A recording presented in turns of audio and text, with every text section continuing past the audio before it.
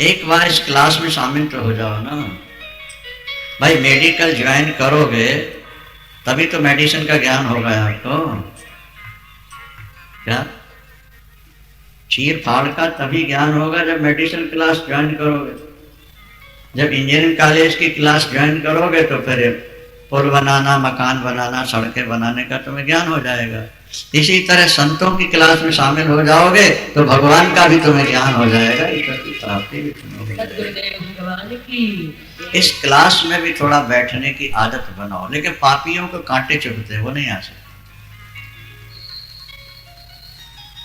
एक महिला मिली हमको, रोने लगी। हमने क्या बात? बोले महाराज जब मैं पूजा में बैठती हूं तो मेरे हाथ पैर टेढ़े होने लगते हैं। जमाई आती है उबासी, और तब तक हाथ पैर अकड़े रहते हैं जब तक वहां बैठे रहते। अब पूजा छोड़ के बाहर आ जाओ, हाथ पैर बिल्कुल ठीक, उबासी जमाई खत्म, सब बिल्कुल ठीक हो।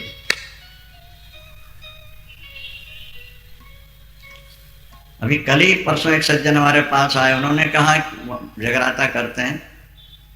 बोले गुरुजी मैं जो जोत जलाता हूँ उसके बाद मेरी जवान बंद हो जाती। जगराता मैं ही करता हूँ, 12 साल से करता रहा, और जब सुबह जगराता समाप्त होगा तो फिर जवान खुल जाती। हमने कोई अपराध हुआ होगा? बिल्कुल ठीक हूँ, लेकिन जैसे जोत जलाई जवान बंद हो जाती। रात भर बैठा रहूंगा, बिल्कुल जवान बंद रहती, और सुबह जब विसर्जन होता है फिर कंठ खुल जाता है।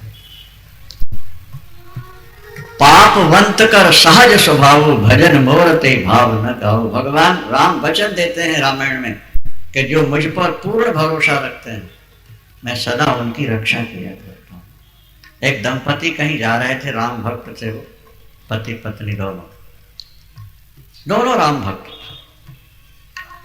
पत्नी सुंदरी थी, कोई बीहड़ रास्ता था, जा रहे थे, 3-4 डाकू कहें कि उनको क्या कहें, बदमाशों को मिल गए, और उनने आपस में विचार किया कि ये अकेला व्यक्ति है, इसको मार दो या बांध दो पेड़ से, इस औरत को ले चले। बहुत सुंदरी थी पर भगवान की भक्ता थी। वो लोग आगे बढ़े और उसके पति से बोले कि तुम अगर अपने प्राण चाहते हो सुरक्षित, अपनी पत्नी दे दो, गड़बड़ करोगे तुमको मार डालेंगे या बांध देंगे तुमको।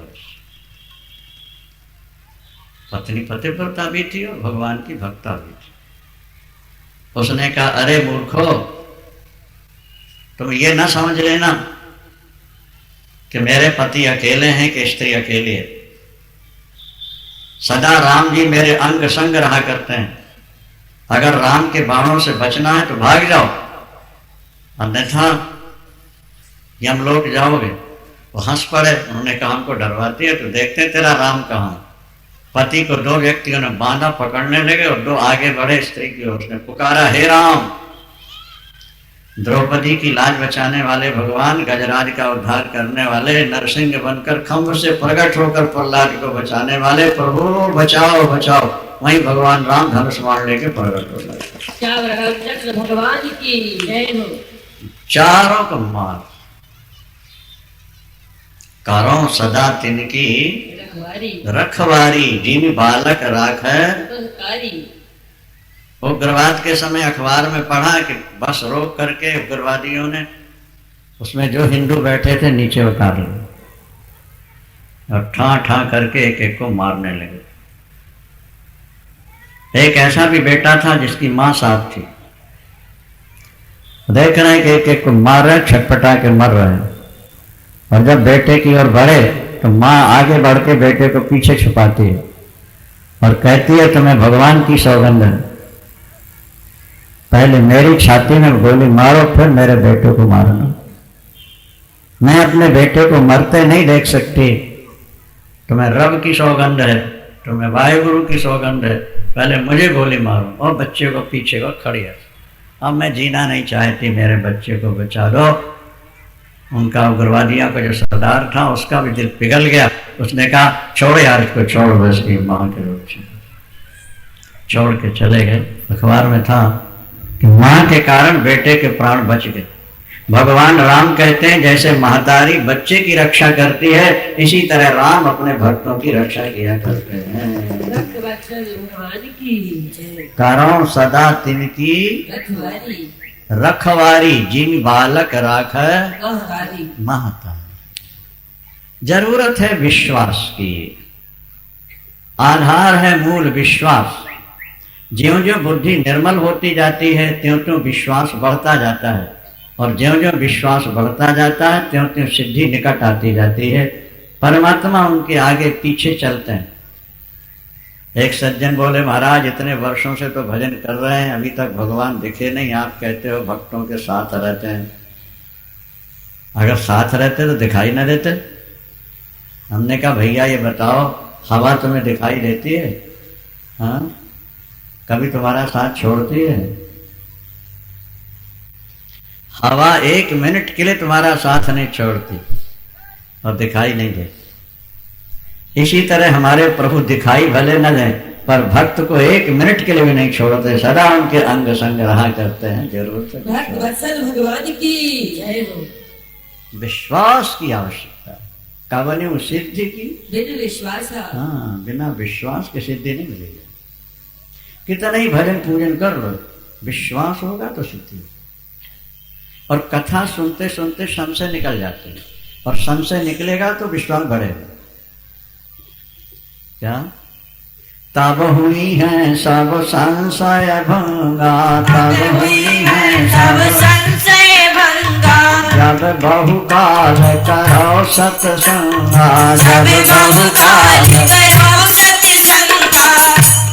बहुत दिनों तक जब संतों के पास रह के सत्संग करोगे तो तुम्हारे संशय निकल जाएंगे, और तब तुम्हें लगेगा कि ईश्वर तो हमारे अंग संग है, हम उसके स्वरूप ही हैं, उसके अंश ही हैं।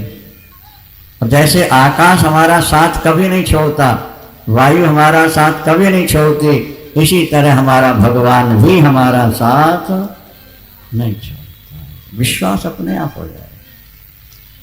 लगातार सत्संग करो। मेडिकल 5 वर्षों तक लगातार जब जाते हैं तो मेडिसिन का ज्ञान होता है। 4-5 वर्षों तक इंजीनियरिंग कॉलेज अटेंड करते हैं तो फिर लोहा लक्कड़ मकान पुल बनाने का ज्ञान होता है। इसी तरह कुछ वर्षों तक लगातार सत्संग करते रहो, सुनते रहो, श्रवण करते करते तुम्हें बोध हो जाएगा, और बोध हुआ तो बस बेड़ा पार हो जाएगा। भरतलाल जी से जोर देकर ये कहा गया कि जब राम जी कह रहे हैं कि तुम जो कहोगे मैं करने को तैयार हूं, तो भरत तुम अपनी इच्छा व्यक्त क्यों नहीं कर रहे?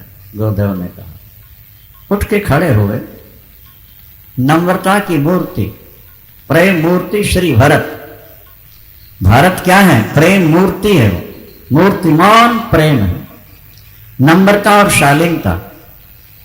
प्रेम में हठ नहीं होना चाहिए, प्रेम में जिद नहीं होना चाहिए, प्रेम में अपना स्वार्थ नहीं होना चाहिए। स्वार्थ नाथ फिरे सब ही का। यद्यपि राम का वापस लौटना सबके स्वार्थ की बात है, लेकिन भरत जी क्या कहते हैं? प्रभु तिलक समाज साज सब आना, करिए सुफल प्रभु जो मन माना। प्रभु मैं राज्याभिषेक का सामान साथ लाया हूं, यदि आपका मन माने इसे सफल किया जाए। क्या? सानुज पठिए मोहि बन,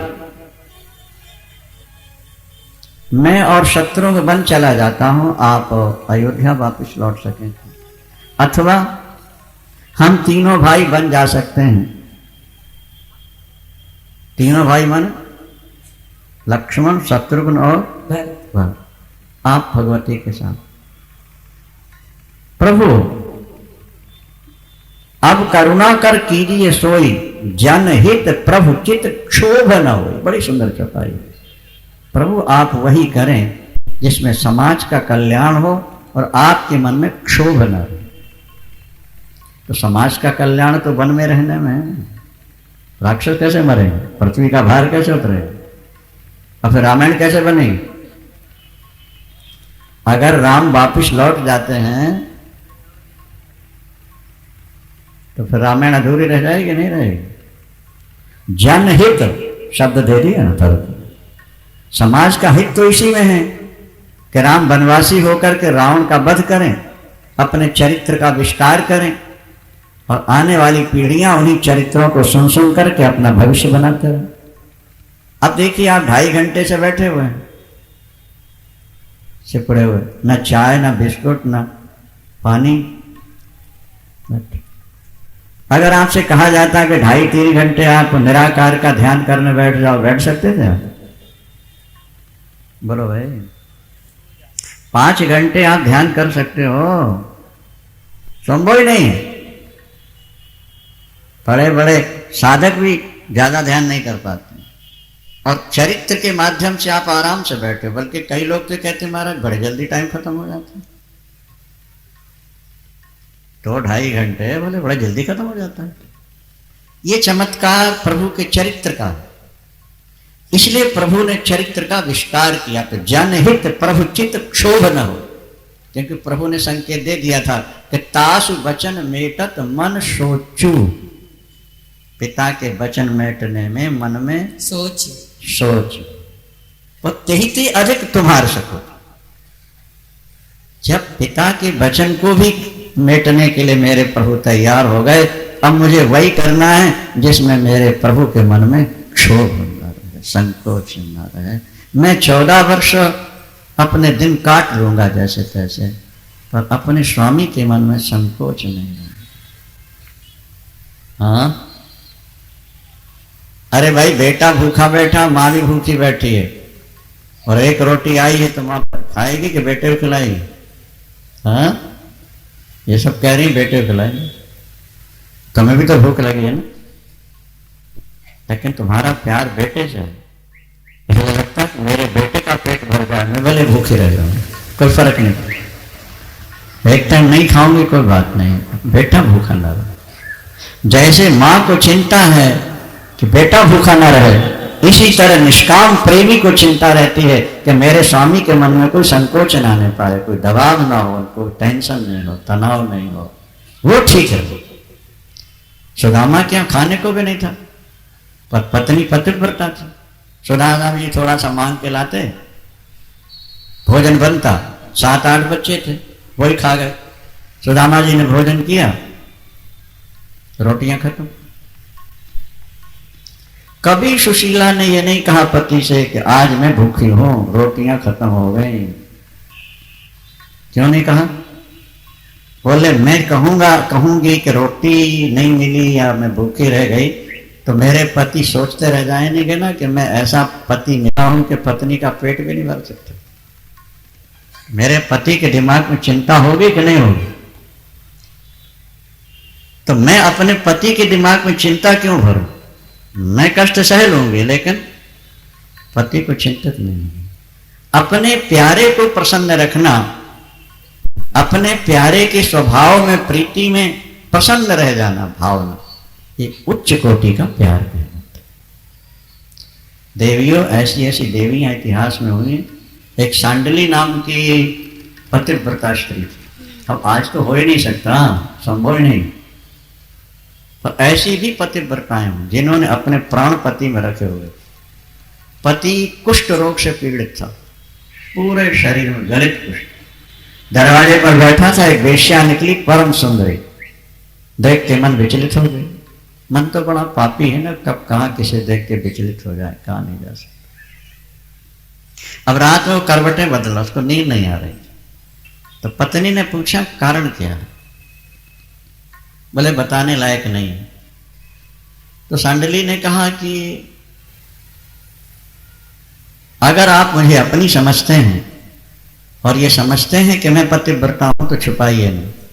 बोले मेरा पापी मन वेश्या को देख के विचलित हो गया, इसलिए परेशानी। प्रणाम करके बोली मैं अभी जाती हूँ, वेश्या को मनाऊंगी कि वो मेरे पति की पत्नी बन जाए। आज संभव है? ये सब से रिला, ऐसा हो नहीं सकता, हो नहीं सकता। क्योंकि यहां तो पति प्यार में अपना सुख प्रधान है और पतिव्रता के प्यार में पति का सुख प्रधान। प्रेम की व्याख्या है ना, प्रेम किसे कहते हैं? 24 कैरेट का सोना क्या होता है? उसमें मिक्स ना हो कुछ, गई हुआ और उसके आंगन में झाड़ू लगाती है, पोछा लगाती है। वो जब निकली कमरे से देखा, अरे ये तो महान पतिव्रता शांडिली है, जानती थी। तो मेरा सौभाग्य है कि आज मेरे घर में आके और फिर झाड़ू पोछा इतना छोटा काम कर रही है, इसका मतलब है पति कमाते नहीं, भूखी मर रही होगी, तो कुछ मांगने आई है। आगे बढ़ के बोली शांडिली को नमस्कार करके, मेरा सौभाग्य कि आप आई हो, और आप इतना छोटा काम क्यों कर रही हो मेरे। तो शांडिली खड़ी हो गई हाथ जोड़, मैं कोई भिक्षा मांगने आई। बोले जो मांगोगी मैं दे दूँ। उसने सोचा कि कुछ रुपए पैसे अनाज सामान, तो वेश्या का तो धन तो कोई लेता ही नहीं वैसे भी, और ये इतनी महान पतिव्रता मांगने आई, तो जो मांगेगी इसको जो। बोले मेरे पति की पत्नी बन जाओगे।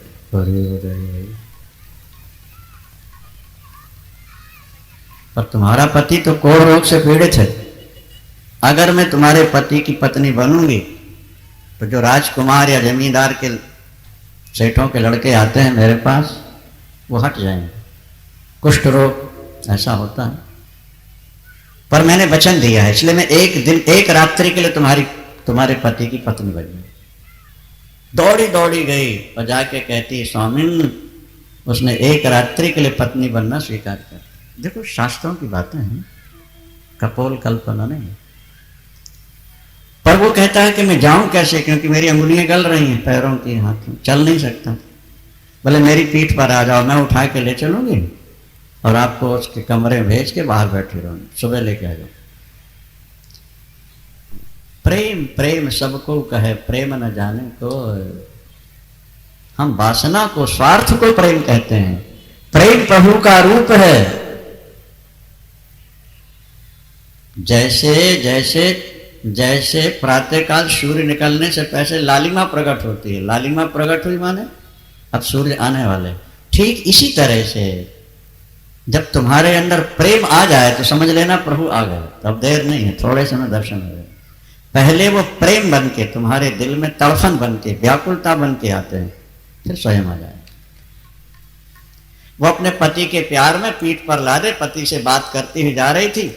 रास्ते में मांडव्य ऋषि थे, मांडव्य ऋषि, उनको किसी अपराध में सूली पर टांग दिया गया था। गुदा मार्ग से सूली ऊपर करके लटका देते, पहले ऐसी कुछ सजाएं दी जाती, वो लटके हुए थे। हजारे पति को पीठ में लिए, प्यार से चर्चा कर। अंधेला था, सूली में ठोकर लगी, वो हिली तो पीड़ा हुई। अरे दुष्टा, तुझे पता नहीं, तूने सूली में ठोकर मार दी, तू याचित पागल हो रही पति के प्यार में। जा, मेरा शाप है, सूर्योदय होते तेरे पति के प्राण निकल जाएंगे। उसने पति को वहीं उतारा और खड़ी होकर कहती है, महात्मा तूने किसे श्राप दे दिया? ये पतिव्रता नारी है और उसका पति है। पतिव्रता अपना सुख नहीं देखती कभी। तुम कहते हो कि सूर्योदय पर प्राण निकल जाएंगे, पर मैं कहती हूं जब तक मैं ना चाहूं सूर्य निकलेंगे नहीं। देखती हूं सूरज कैसे निकलते। श्याम रामचंद्र भगवान की। मैं देखती हूं सूर्य कैसे निकलते, 7 दिन तक रोकती हूं। हाहाकार मच गया त्रैलोक। फिर माता अनुसुईया को बुलाया गया, वो गुरु थी। बेटी हाथ हटाओ, सारा संसार नष्ट हो जाएगा। सूर्य देखो, सूर्य निकलते मेरे पति के प्राण चले गए। अरे भोली, तेरे तेरे संकल्प से सूर्य रुक सकता है, तो तेरे संकल्प से पति के प्राण ही रुकेंगे।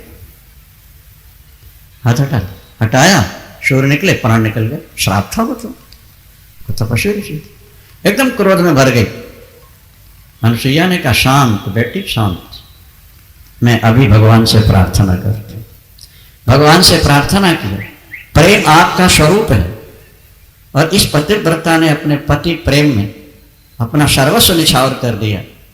अगर ऐसी नारी का पति चला गया तो प्रेम कलंकित हो जाएगा, पतिव्रत कलंकित होगा। प्रभु, इसके पति के प्राण आना चाहिए और उसका कोढ़ नष्ट होना चाहिए और दिव्य रूप में प्रकट होना चाहिए, तब हम समझेंगे कि प्रेम आपका स्वरूप है और धर्म आपका स्वरूप। उसी समय जल का छींटा दिया, उठ के खड़ा हो गया, कोड़ पलक मारते समाप्त, दिव्य स्वरूप में पति प्रकट हुआ, देवता को सुबरसाए बाजे बजाए। और सनातन धर्म की है हो। प्रेम, प्रेम में बहुत बड़ा पावर है। क्या?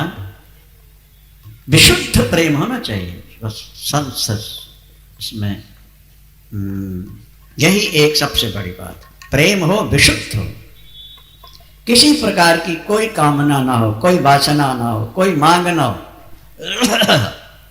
और हम प्रेम करें, चाहे किसी व्यक्ति से करें, चाहे हम भगवान से करें।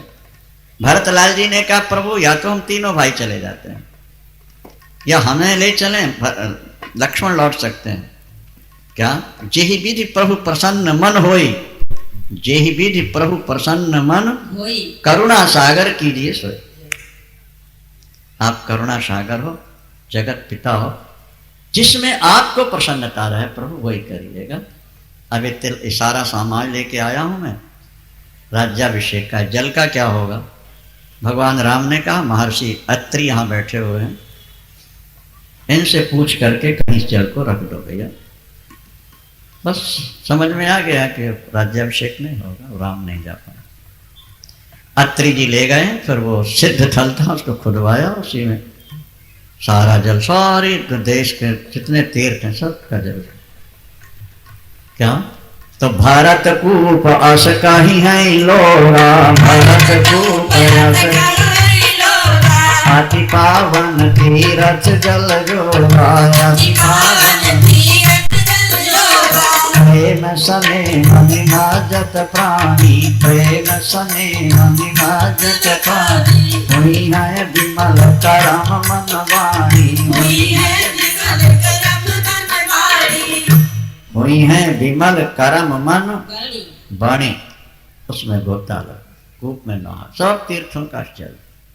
अब भरतलाल को पादुका कैसे मिलते हैं, और फिर वो अयोध्या में आकर के उन्हीं पादुकाओं को उस सिंहासन पर रखते हैं जिसमें कई भरत को बैठाना चाहते थे, और कैसे 14 वर्ष काटे हैं। बड़ा सुंदर प्रसंग है। अयोध्या वासी पंचदेवोपासक थे। पंचदेवोपासना अनादिकाल से सनातन धर्म में चली आ रही है। इन देवताओं के कृपा प्रसाद से ही जीव स्वरूप का बोध प्राप्त कर पाता है। सनातन धर्म में वेदांत श्रवण के साथ साथ उपासना भी चलती रहती है, ऐसे मान्यता है।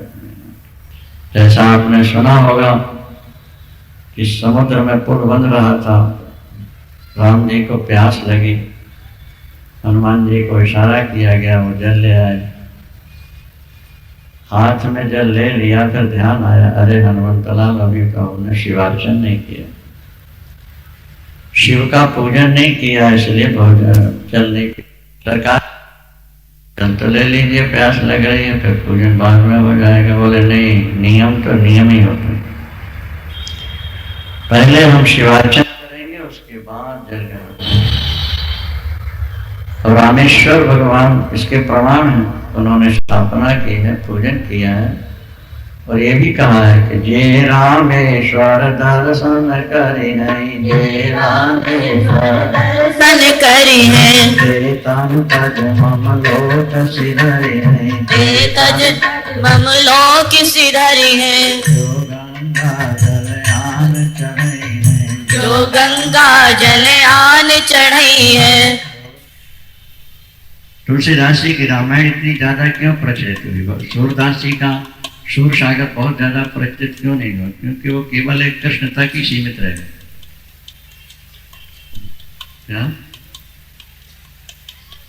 और तुलसीदास जी की रामायण इसलिए प्रचलित हुई कि वो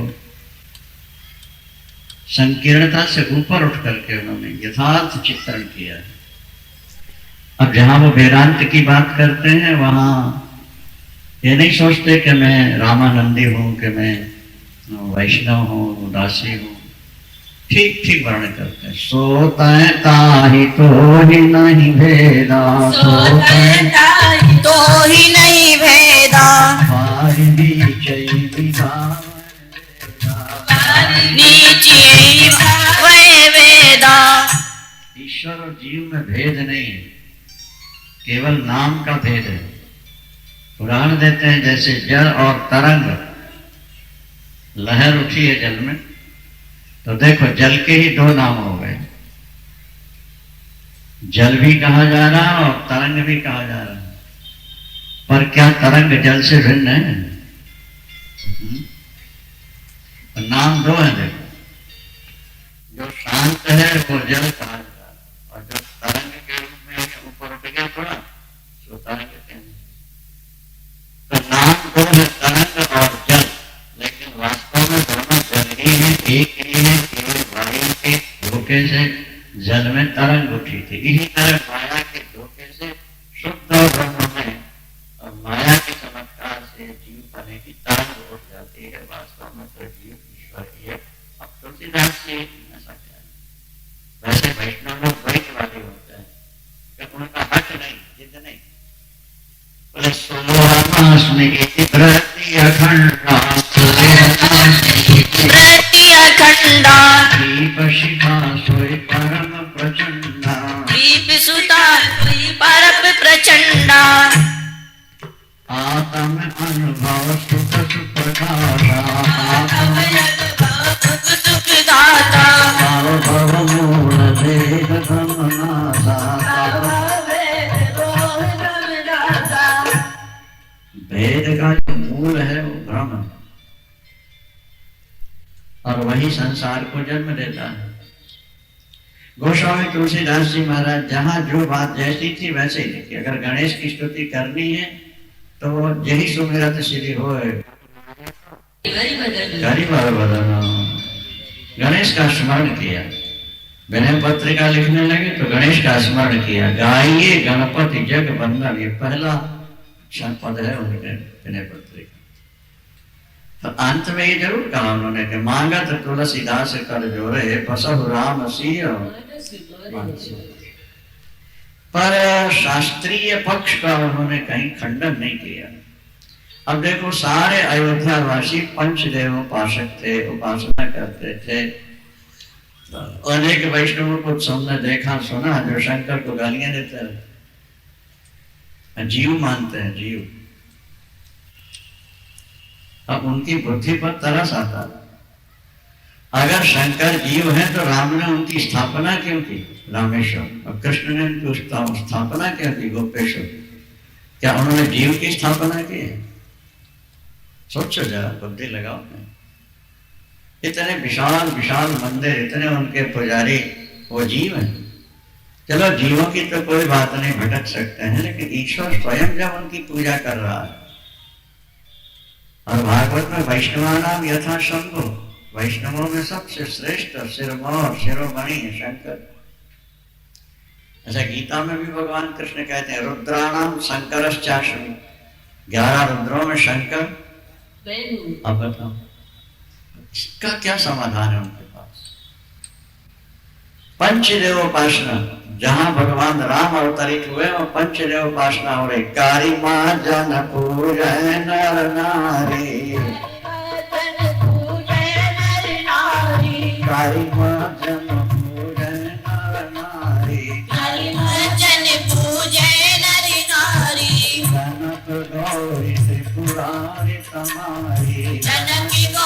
त्रिपुरारी तमारी, रमा रमण पद बल्लभ होरी, दीन वही अंजलि अंचल जोरी। साफ तुलसीदास लिखते हैं अयोध्यावासी पंचदेवोपासक हैं। अब गिन लीजिए 5 है क्या?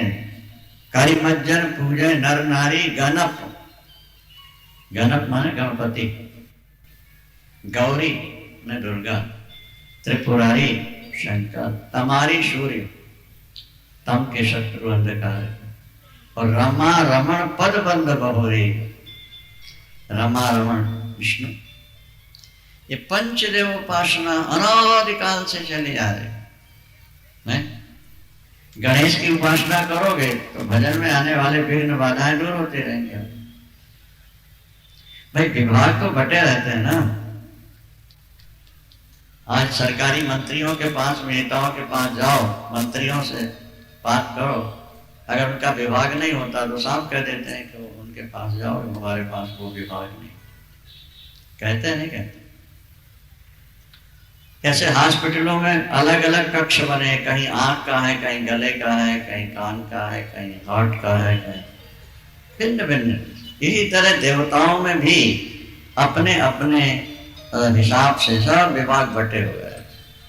गणपति की उपासना से आपके जीवन में आने वाली विघ्न बाधाएं दूर होती रहेंगी, ये बिल्कुल निश्चित बात है। इसलिए हमारे भजन में, पूजन में, साधन में, घर गृहस्थी में विघ्न आए, गणपति की आराधना। गौरी भगवती दुर्गा शक्ति दात्री है, वो प्राणों को शक्ति देती हैं, भजन करने की योग्यता प्रदान करती हैं। तो सूर्य भगवान शरीर को स्वस्थ रखते हैं। क्या? आरोग्यम भास्करादिच्छेद, शरीर स्वस्थ बना रहे सूर्य नारायण की कृपा से। भगवान शंकर ज्ञान के दाता हैं, भगवान विष्णु बालक हैं और सब कुछ कर ही रहे हैं। इस तरह से पंचदेव उपासना, क्योंकि पंच महाभूतों से सृष्टि बनती है। शरीर में प्राण भी 5 ही हैं, ज्ञान इंद्रियां भी 5 हैं, और कर्म इंद्रियां भी 5 हैं, और विषय भी 5 हैं। तो देवता भी 5 रूपों में हमारे सामने प्रकट हुए हैं। पांचों की उपासना करते रहने से पंचभूत पर विजय प्राप्त हो सकती है।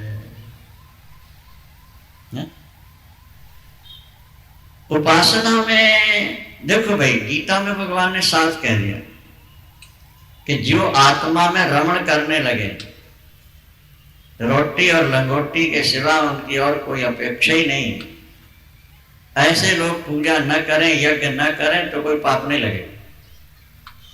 यस्त्वात्म रतिरेव स्याद आत्म तृप्तश्च मानव और आत्मन्नेव च संतुष्टः।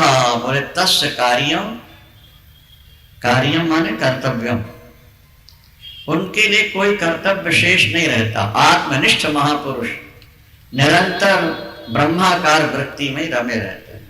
अब उनको बाहर कुछ करने के लिए आदेश नहीं रह जाता।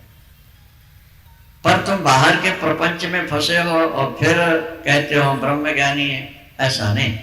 फिर तो तुम्हें जब और कर्म करते हो तो फिर ये थोड़ा पूजा भी कर लिया करो, क्या फर्क पड़ता है। कुछ लोग कहते हैं हमारी अनंतता नष्ट हो जाएगी, हम कहते हैं ये पक्ष भी उचित नहीं है। पतिव्रता नारी अगर सास ससुर की, ननद देवर की, आए गए अतिथि की सेवा करती है तो उसका पातिव्रत नष्ट हो जाता है क्या? बल्कि उसका पति ज्यादा प्रसन्न होता है कि देखो मेरी पत्नी मेरे माता पिता भाई बहन आए गए लोगों की कितनी प्यार से सेवा करती। कोई नालायक ही पति हो नाराज हो जाए अलग बात है, नहीं तो माता पिता भाई बंधुओं की आए गए अतिथि की सेवा करने वाली नारी पति को ज्यादा प्यारी लगने लगती। और कुड़कुड़ करती रहे और सास ससुर की सेवा ही ना करे और शिकायतें करती रहे तो फिर गुजारा तो करना है, पति करता है, लेकिन ज्यादा प्रसन्नता नहीं होती उसके। जैसे पतिव्रता नारी परिवार के सभी सदस्यों की सेवा करती है, उसका पातिव्रत नष्ट नहीं होता, क्योंकि सेवा वो सबकी करती है, प्यार अपने पति से करती है। इसी तरह शास्त्र में जिन देवी देवताओं का उल्लेख है, विधि है, उनका पूजन आप करते रहो और सबकी पूजा करके यही मांगो कि हमें अपने इष्ट का प्यार दे दो। सब कर मांगे एक फल, सब कर मांगे एक फल, राम चरण रति हो, मन मंदिर के बसहो, सिया रघुनंदन हो। सियावरी राम जय जय राम, मेरे प्रभु राम जय जय राम, करो कल्याण जय जय राम। कर्तव्य बुद्धि से करो, विघ्न निवारण के लिए करो। ये सृष्टि जब बनी तो भगवान 5 रूपों में प्रकट हो गए, इनके सबके विभाग बट गए। आपके द्वारा ये कार्य होगा, आपके द्वारा ये होगा, आपके द्वारा ये होगा। इसलिए जब प्रभु स्वयं ऐसा करते हैं तो फिर हमें आपको संकोच क्यों होता? क्या इतिहास में कोई ऐसी घटना है पुराणों में कि विष्णु भक्त ने शंकर की पूजा करी तो विष्णु जी नाराज हो गए? एक आध कोई प्रकरण बताओ। या शंकर के भक्त ने भगवान कृष्ण की आराधना कर ली तो शंकर बाबा नाराज हो गए? ऐसा कोई उदाहरण है क्या पुराणों में? नहीं मिले, क्योंकि मूल में वो सब एक ही है, मूल में एक है। इनकी पांचों की पूजा करते रहना ये हमारा सनातन धर्म कहता है। आत्म तत्व की उपलब्धि में भी ये सब देवता सहायक बनते हैं। नहीं, अरे भाई मंत्री से मिलना हो तो संतरी के हाथ जोड़ना पड़ता है कि नहीं, ये बताओ आप। हाँ, उससे अनुमति लेनी होती है कि नहीं? तो जब एक मंत्री से मिलने के लिए भी संतरी के हाथ जोड़ने की जरूरत है, तो फिर भगवान से मिलने के लिए जो बीच में बाधाएं आनी है उनके निवारण के लिए देवताओं से प्रार्थना करने में क्या नुकसान? उनसे मांगो नहीं कुछ भी, उनकी पूजा कर दो।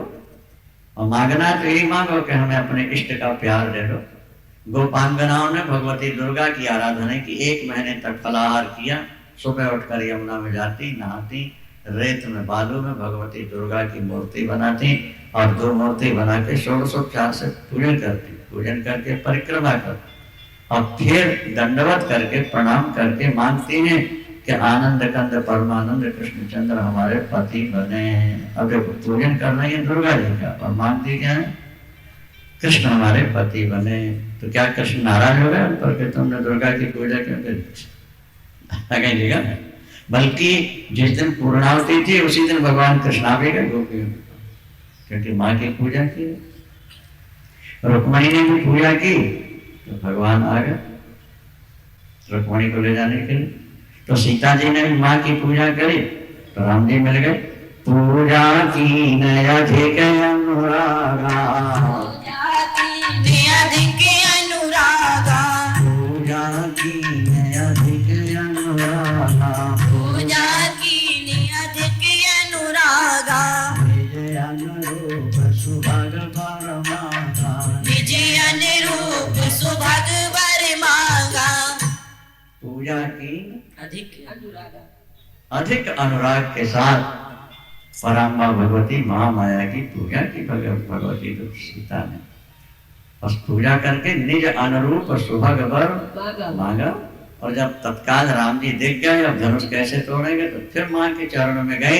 जय जय रघु जय जय गिरिवर राज किशोरी, जय जय गिरिवर राज किशोरी, जय महेश मुख चंद्र चकोरी, जय महेश मुख चंद्र चकोरी, जय गज बदन शरणन माता, जय गज बदन शरणन माता, जगत जननी दामिनी दुति गाता, जगत जमन दुखी दाता। गणेश पुराण में साफ लिखा है जब महाभारत युद्ध प्रारंभ होना था तो हमें निश्चित विजय प्राप्त हो। धर्मराज युधिष्ठिर ने जब भगवान कृष्ण से पूछा, भगवान कृष्ण क्या उत्तर देते हैं, श्लोक सुनिए। पूजयध्वं गणाध्यक्षं उमामल समुद्भवं तस्मिन् पूजिते देवे ध्रुवं राज्यं अवाप्स्यथ।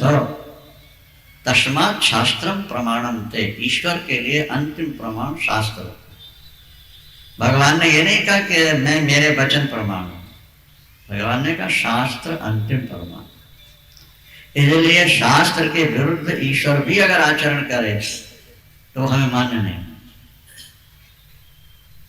ईश्वर को तो कई तरह के चरित्र करना पड़ता है। 52 भगवान बन के राजा बलि को ठगना पड़ता है, तो कृष्ण बन करके छलिया, किसी का माखन चुरा, किसी के कपड़े चुरा, नहीं किसी का दूध दही चुरा। अब वो हमें करना चाहिए नहीं। भगवान ने ये कहा कि तस्मात् शास्त्रम प्रमाणम थे, कार्याकार्य व्यवस्थित हो।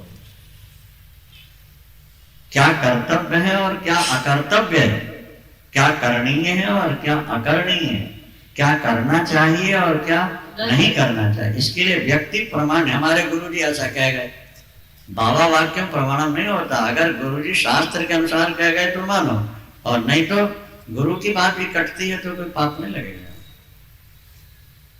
शास्त्र की दृष्टि में पूज्यध्वम गणाध्यक्षम उमा मल समुद्भव, पार्वती अम्बा से समत्पन्न गणपति की पूजा करो। तस्मिन् पूजते सर्वेश, गणेश का तुम पूजन करोगे तो ध्रुवम राज्यम अवाप्स्यथ, निश्चित तुम्हें राज्य की प्राप्ति हो जाएगी। ये गणेश पुराण का वचन। और महाभारत में हमने पढ़ा कि जब अर्जुन धनुष बाण लेके रथ पर तैयार हुए युद्ध के लिए, तो भगवान कृष्ण कहते हैं भगवती दुर्गा का स्मरण करो, शक्ति का स्मरण करो, तब तुम्हारा कल्याण। प्रभु आप बैठे हुए बोले तुमने जीवन मुझे दिया, मैं जैसा कहता वैसा करो। 32 श्लोकों में भगवती महामाया दुर्गा का स्मरण किया अर्जुन ने महाभारत युद्ध के बीच। और तब सिंह पर सवार अष्टभुजा भगवती दुर्गा वहां प्रकट हो गई। देवता पुष्प वर्षा रहे थे दरबार की जय हो। और माँ ने कहा कि पार्थ, जो तुम्हारे रथ पर बैठे यही तुम्हें विजय दिला सकते थे, और अगर तुमने मेरी पूजा की है तो तुम्हारे हर बाण में मेरी शक्ति प्रवेश कर जाएगी। भगवान राम ने पूजा की। अच्छा, शिव पुराण में लिखा है कि जब वनवास काल में थे पांडव, तो भगवान शंकर को प्रसन्न करने के लिए भगवान कृष्ण ने अर्जुन को भेजा था, शंकर से पाशुपतास्त्र प्राप्त करो पार्थ, अब विजय तुम्हारी सुनिश्चित हो। गए, तप किया, शंकर को प्रसन्न किया, पाशुपतास्त्र लेकर के आए। अब रामायण में तो लिखा है, आप लोग रामायण सुनने बैठे हो, जब भगवान राम अयोध्या से निकलने लगे तो क्या किया? बोले गणपति गौर गिरीश मनाई, गणपति गौर गिरीश मनाई, गणपति गौर गिरीश मनाई, गणपति गौर गिरीश मनाई, चले आशीष पाय रघुराई, चले आशीष पाए रघुराई। अब तुलसी राम भक्त है, चाहते तो ये न लिखते तब भी काम चल सकता था, नहीं, लेकिन उन्होंने सत्य को छुपाया नहीं। अयोध्या से निकलते समय प्रभु राम ने गणपति, गौरी और गिरीश माने शंकर, तीनों का स्मरण किया, मानसिक पूजन किया, स्तुति की, तीनों आकाश में प्रकट हो गए। हमारी यात्रा निर्विघ्न हो, जिस उद्देश्य से वनवास हम जा रहे हैं वो कार्य पूर्ण हो। तीनों ने आशीर्वाद दिया, जाओ आपका कार्य पूर्ण होगा, निर्विघ्न होगा, और आपकी कीर्ति दिग दिगंत में फैल जाएगी। सूर्य चांद जब तक रहेंगे आपकी कथाएं लोग सुनते रहेंगे, आपका पूजन करेंगे, आपका कल्याण होगा जीवन का।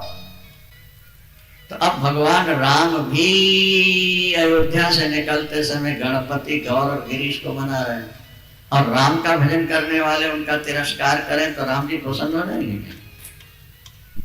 ये सोचने वाली बात। पर कुछ लोगों में संकीर्णता है, वो व्यापक दृष्टि से नहीं सोचते हैं। जब संसार का कण कण भगवान है तो फिर कहने क्या है, सब कुछ ठीक हो जाए, सब ठीक है। अयोध्यावासी पंचदेवोपासक थे, सीधी सी बात। इसलिए सबको पंचदेवोपासना करनी चाहिए। हमने हरिद्वार मंदिर में भी 5 देवता बैठा दिए शास्त्र विधि के अनुसार से, और पूजन चल रहा है और भक्तों की कामनाएं पूर्ण भी हो रही। 5 देवता। फिर एक सभा बैठती है चित्रकूट में, और जब सभी लोगों ने प्राय आग्रह किया, जनक जी ने, गुरुदेव वशिष्ठ ने, राम ने, तो मैं जो भरत कहें वही ठीक है। तो भरत जी उठ के खड़े हुए, अपनी शालीनता और अपनी नम्रता और अपने प्रेम से सबको अपनी ओर आकर्षित किया है। भरत ने हिय सुमरी शारदा सुहाई, मानस ते मुख पंकज आई। अब देखो यहाँ भी शारदा का स्मरण किया, सरस्वती, और राम जी तो सामने बैठे हुए, फिर भी सरस्वती का स्मरण क्यों करते? माने जिसका जो विभाग है और जब जहां जरूरत पड़े उसी का स्मरण होना चाहिए। क्योंकि अब उत्तर देना है, निर्णय लेना है, तो निर्णय देने के लिए तो बुद्धि चाहिए ना। बुद्धि की अधिष्ठात्री देवी कौन? सरस्वती। बुद्धि की अधिष्ठात्री देवी सरस्वती है। जहां बुद्धि विशेष की जरूरत है वहां सरस्वती। और देखो सरस्वती जिस पर कृपा कर देना उसका समय कैसे व्यतीत होता है। आपने देखा सरस्वती हंस पर सवार, जानकारी है आपको? नहीं। हंस पर क्यों सवार? बोले हंस दूध पानी को अलग कर देता है। जिस पर मां सरस्वती की कृपा हो जाती है वो जल चेतन को अलग अलग साफ देख लेता है। सरस्वती की कृपा से। माता सरस्वती के शुभ्र वस्त्र हैं, सफेद। इसका मतलब कोई दाग नहीं है वस्त्रों में। संकेत यही है कि जिसके पास निर्मल बुद्धि होती है उसके जीवन में कोई दाग नहीं लगता है, वो ब्लैक काम नहीं करता, वो वाइट ही रहता है। सरस्वती भगवती के दो हाथों में तो एक वीणा है और एक हाथ में पुस्तक है और दूसरे हाथ में माला है। चित्र गौर से देखिएगा आपको पता लगेगा। इसका संकेत ये है कि जिसके पर सरस्वती की कृपा हो जाए बुद्धि उसकी निर्मल हो जाती है। और जब बुद्धि निर्मल होती है तो टाइम पास करने की समस्या नहीं रहती। या तो वो गीत और संगीत में अपना समय काटते हैं। वीणा है, वीणा मधुर गीत और संगीत प्रभु, अथवा माला हाथ में अपने जप करते रहते, अथवा पुस्तक है वेदांत का स्वाध्याय करते हैं, वेदांत के सूत्रों में परमात्मा का अनुभव करते हैं और मस्त पड़े रहते हैं। मूर्खों का समय कैसे व्यतीत होता है? व्यसनेनो मूर्खाणो, शास्त्र कहते। जो मूर्ख होते हैं वो दुर्व्यसनी होते हैं। कोई सिगरेट पी रहा है, कोई शराब पी रहा है, कोई बीड़ी पी रहा है, कोई बार बार चाय पी रहा है, कोई ताश खेल रहा है, कोई पत्ते खेल रहे हैं। व्यसने नच मूर्खाणाम, मूर्खों का टाइम पास होता है दुर्व्यसनों में। निद्रया, मूर्ख व्यक्ति सोता ज्यादा है। ये भी एक बात। जिसकी बुद्धि कमजोर होती है उसको नींद ज्यादा आती है। अच्छा ये बताओ, आपकी गोद में जो बच्चा है देवियों, महीने 2 महीने का, वो ज्यादा जागता है कि ज्यादा सोता है? जल्दी बोलो। हाँ, बस भूख लगेगी तो रो लेगा और दूध पिला दिया तो सो जाता। छोटा बच्चा ज्यादा सोता, कम जागता। पर ज्यों ज्यों उसकी आयु बढ़ती है और बुद्धि जैसे जैसे उसकी सक्षम निर्मल होती जाती है फिर वो ज्यादा जागने लगता है और थोड़ा सोने लगता। पैदा होने वाला बच्चा 40 दिन तक आंखें नहीं खोलता, बस उसको दूध पिला दो, सोता रहता, सोता रहता। तो बुद्धि जब कमजोर होती है तो नींद ज्यादा, आलस्य और प्रमाद ज्यादा होता। तमोगुण हो तो नींद ज्यादा आती। तो देखो शास्त्र क्या कह रहे हैं, व्यसनेनो मूर्खाणाम, मूर्खों का समय कैसे व्यतीत हुआ? कोई शराब पी रहा है, कोई सिगरेट पी रहा है, कोई बीड़ी पी रहा है। ऐसे ऐसे भी लोग हैं जो 60-70 सिगरेट एक दिन में पी लेते हैं, 50-60 बीड़ियां पी लेते, वो पीते ही रहते हैं। ऐसे भी लोग हैं जो अंदर तंबाकू भरे रहते हैं, वो तंबाकू थूकी और दूसरी रखी, थूकी और। विषय और विष दोनों से ऊपर उठ जाओ। परमात्मा तुम्हारे सामने खड़ा ना हो जाए तो शिकायत करना। वृंदावन विषय और विष, इंद्रियों के भोगों से ऊपर उठो। और विष, ये जितने दुर्व्यसन है सब विष हैं, इनसे भी ऊपर उठो। ज्यादातर साधु लोग जो होते हैं, बड़े सन्यासियों को अगर आप छोड़ दो तो ये जो वैरागी संप्रदाय के साधु होते हैं और होते हैं, ये विषय तो छोड़ देते हैं पर विष के चक्कर में पड़ जाते हैं। तो सारा दिन फिर चिलम पी रहे हैं, हुक्का पी रहे हैं, सिगरेट पी रहे हैं। ऐसे ऐसे बहुत सारे लोग मिलते हैं, धोनी रमा लिए बैठे हैं, पी रहे हैं, पी रहे। शैव संप्रदाय में भी बहुत लोग ऐसे हैं जो पीते रहते। उच्च कोटि के संतों को छोड़े। हमारे गुरुदेव कहा करते थे कि विषय से और विष से, दोनों से जो मुक्त हो जाते हैं वो ईश्वर प्राप्ति के अधिकारी होते हैं। ना तो विषय हो और ना विष हो। और चाय पीते हैं 10-10, 20-20 कप पीते हैं। चाय भी तो एक व्यसन है, उसमें नशा। जिस टाइम आप चाय पीते हो अगर चाय ना मिले तो सिर में दर्द होने लगता है। बचपन में हम पीते थे, लेकिन संस्कार ये थे किसी का छूना नहीं, खाना किसी के दूसरे का पानी चाय, क्योंकि भजन के लिए पवित्रता तो बहुत जरूरी है। नहीं समझ में? जैसी राखो शुद्धि वैसे बने बुद्धि। बुद्धि। बुद्धि का संबंध शुद्धि से।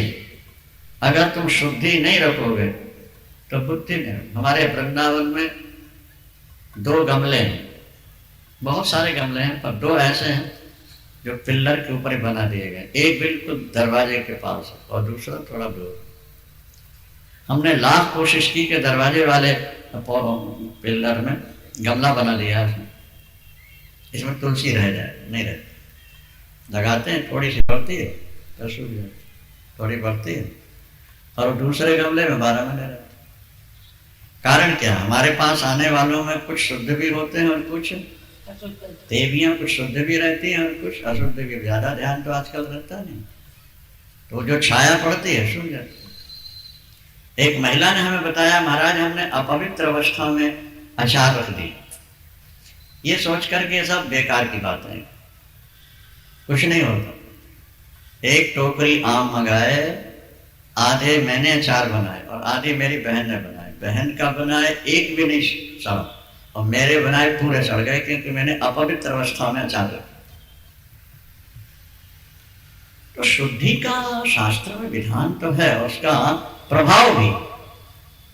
ये किसी महिला ने हमको बताया था कि शास्त्रों में जो लिखा है महाराज वो बिल्कुल ठीक है, हम लोग माने या न माने। तुलसी पर अगर आपकी छाया पड़ती है अपवित्र अवस्था में, तुलसी सूख जाएगी। देख लो आप तो, अचार रख दिया तो सड़ गया। पापड़ बनाओ सब लाल हो जाएंगे, पकनी बनाते। हम लोग कामाख्या गए थे, गुवाहाटी कामाख्या में, वहाँ गत वर्ष 23 भागवत की कथा। साल में 3 दिन के लिए माँ ऋतु धर्म से होती, साल में एक, क्योंकि मनुष्यों का एक दिन उनका एक साल होता है। 3 दिन के लिए मंदिर बंद कर दिया, वहां कोई नहीं। और देव देवता भी दूर हो जाते हैं और मंदिर खुलते नहीं, पूजा नहीं होती 3 दिन के लिए। माँ का माँ आनंदमयी माँ उन्हीं की भक्ता थी,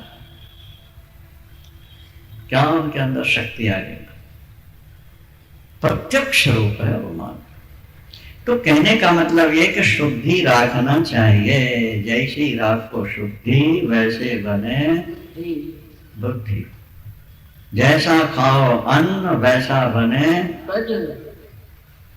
इसलिए भोजन बनाते समय राम राम कृष्ण कृष्ण शिव शिव कुछ भी तो जपते रहना चाहिए।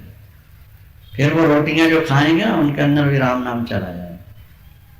और प्यार किया तो डरना क्या, प्यार किया कोई चोरी नहीं की, कोई छुप छुपाए भरना क्या। गाते हुए रोटी बनाओ, बच्चों को खिलाओ, बच्चे भी ऐसे गाना शुरू कर देंगे रोटी के खिलाओ। जैसे जैसे ये वीडियो है, इसमें टेप है इस समय, और ऑडियो में भी टेप है इस समय। हम जो बोलेंगे वो उसमें भर जाएगा। इसी तरह जब तुम रोटी बनाती हो ना, उस समय जैसे तुम्हारे विचार होंगे वो सारे विचार रोटी में भर जाएंगे।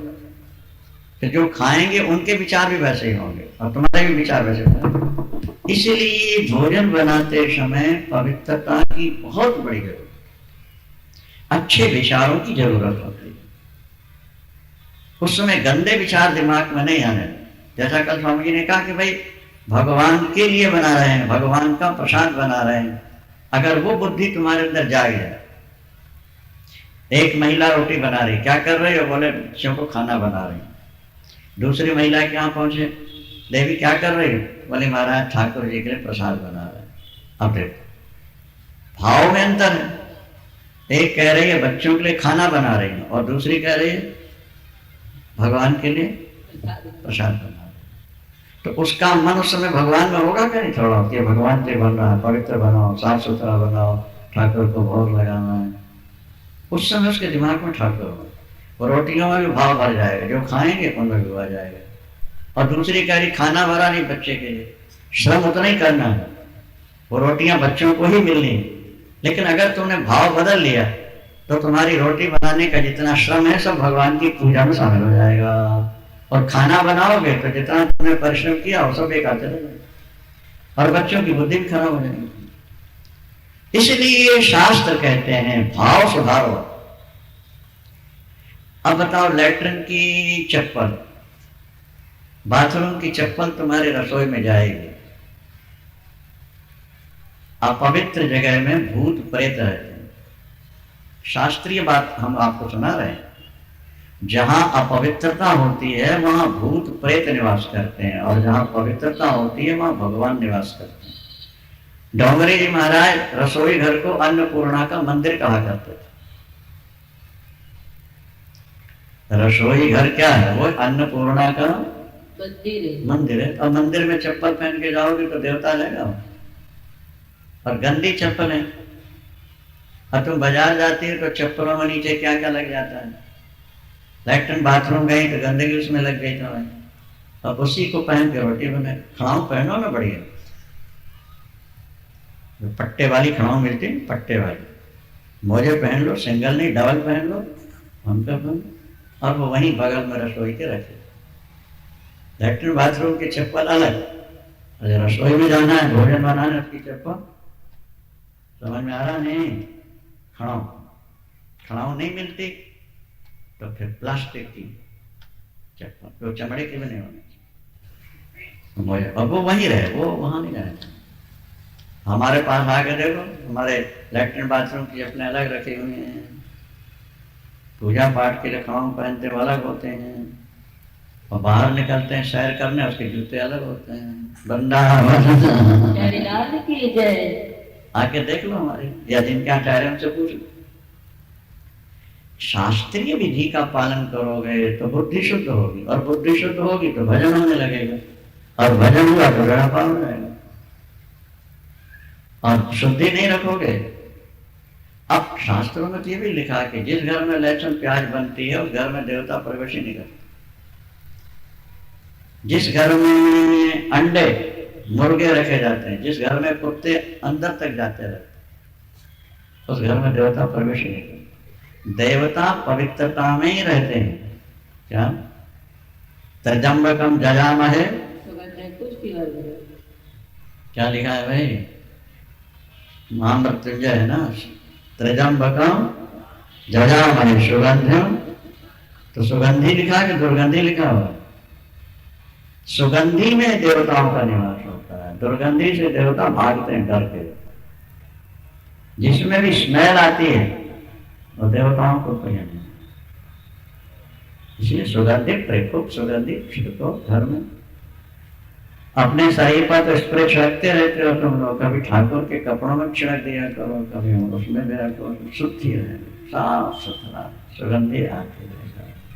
मुर्गी के अंडे घर में आ गए, मुर्गी आ गई। देखो श्लोक सुनाते हैं आप। ये महाभारत में श्लोक मिला हमको। क्या? भिन्न भाण्डे कलिं प्राहो खट्वायां च धनक्षयः कुक्कुटं शुनकश्चैव हविर्नाशनन्ति देवताः।